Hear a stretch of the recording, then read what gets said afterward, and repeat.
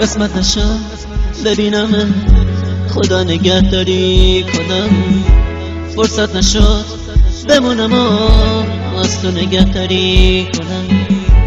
گفتم اگه ببینمت دل کندنم سخته برام، اگه یه وقت بگی نرو رفتن پر از درد برام.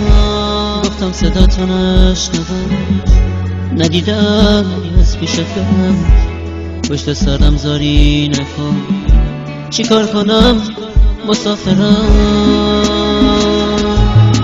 من میرم ولی با تو بدون همیشه یادتون از خاطر من فراموش نمیشه. گل من خوب میدونی بی تو تک و تنهام عزیزم، اگه تو نباشی میمیرم.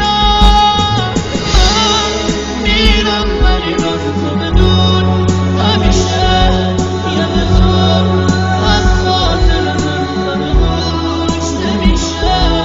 گل من خوب میدونی بی تو تک و تنهام عزیزم، اگه تو نباشی میمیرم. نامه رو تو تهش بخون گریه نکن طاقت بیاد، نامه رو خط خطی نکن دو جمله رو هم دوام بیاد. باور نکن یه بی وفا نامه میذارم و میرم، نه قسمت زندگیه به کی بگم مسافرم.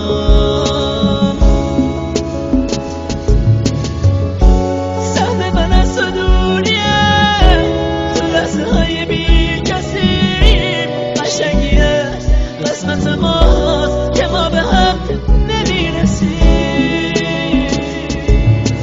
من میرم ولی با تو بدون همیشه یادتون از خاطر من فراموش نمیشه.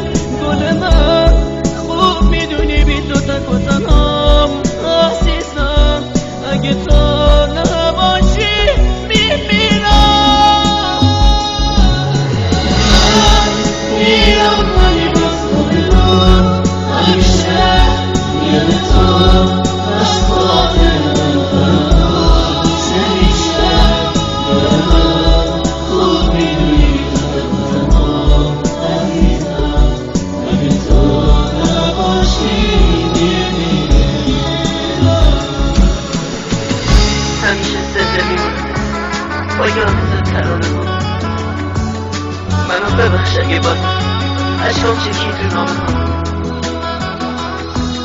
دیگه تموم شد فرصت خاطر ما میشه باشه، تموم خاطر باشه. خدا نگهدارت باشه.